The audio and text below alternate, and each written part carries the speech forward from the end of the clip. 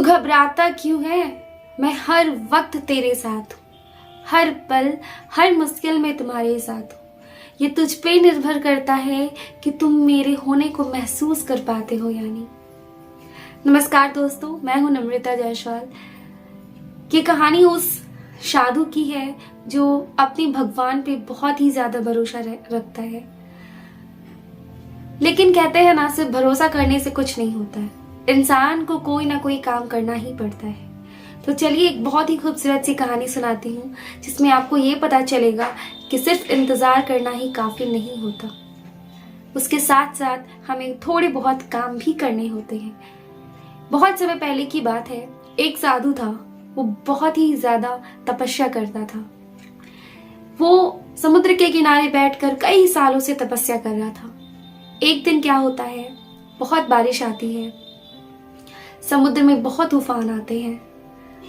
सब वहां से उस जगह को छोड़ के जाने लगते हैं। सब लोग उससे कहते हैं, चलो तुम यहाँ से चलो, नहीं तो तुम डूब के मर जाओगे। साधु कहता है, मैं बिल्कुल नहीं जाऊंगा, मैं जानता हूँ भगवान मेरे साथ है, वो मेरे साथ ही रहेंगे और मुझे जरूर बचाने आएंगे। वो वहां से नहीं जाता है। बारिश होती जाती है।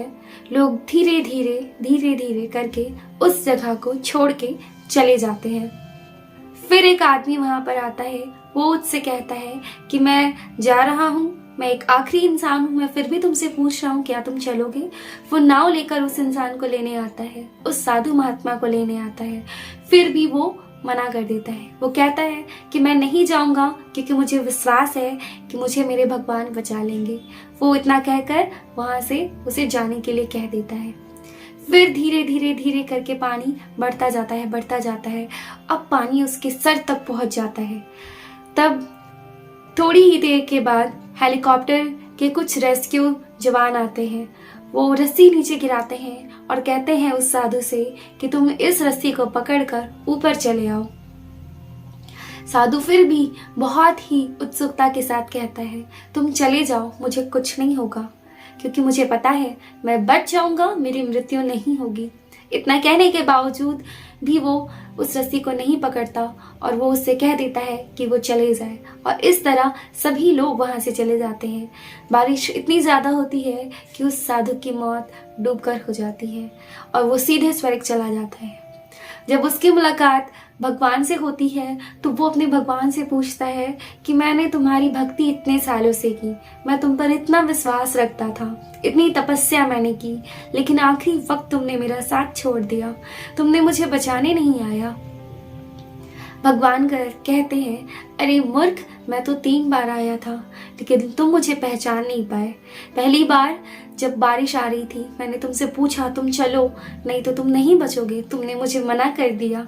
दूसरी बार मैं नाव लेकर के आया और फिर तुमसे बोला कि चलो यहाँ से, फिर भी तुमने मना कर दिया। और तीसरी बार हेलीकॉप्टर के द्वारा आया, फिर भी तुमने मुझे मना कर दिया। अब ये तो तुम पर निर्भर करता है कि तुमने उस मौके को क्यों छोड़ा। तो दोस्तों, इस कहानी से हमें यही सीख मिलती है कि भगवान हर पल हमारे साथ रहते हैं, बस ये हम पर निर्भर करता है, हम उसकी दी हुई सहायताओं को महसूस कर पाते हैं या उसे अपना पाते हैं या नहीं अपना पाते। आई होप मैं इस छोटी सी कहानी के द्वारा जो आपको समझाना चाहती थी, आपको वो सारी चीज़ें समझ में आई होंगी। और कभी भी अगर आपकी लाइफ में कुछ ऐसी समस्याएं आती हैं जब आपको लगता है कि आप हार रहे हैं, तो आप अपने आसपास की चीज़ों को ज़रूर देखिए और ज़रूर समझिए कि कोई ना कोई ऐसी चीज़ ज़रूर होगी जो भगवान ने आपके लिए भेजी होगी और वो आपके लिए उनके तरफ से एक सहायता होगी।